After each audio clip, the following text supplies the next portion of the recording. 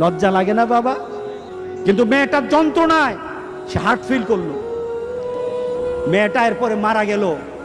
বাবা যখন বাড়িতে ফিরে আসলো, বাবার মাথাটা নোয়া, লজ্জিত একটা মুখ।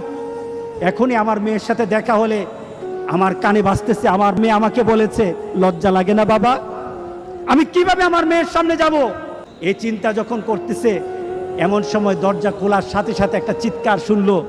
স্ত্রী চিৎকার বলতেছে, আমার মেয়েটা মারা গেছে। বাবার কানে তখন বাজতেছিল রাতের কথা, লজ্জা লাগে না বাবা? তার জানাজার ব্যবস্থা হলো।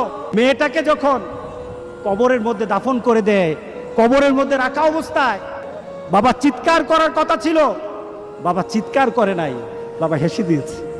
তাকে জিজ্ঞাসা করলো, তুমি হাসছো কেন? আমার মেয়েটা চলে গেছে, আমার কলিজার টুকরাটা চলে গেছে, কিন্তু আমার জীবনের মধ্যে একটা আঘাত দিয়ে পরিবর্তন করে গেছে।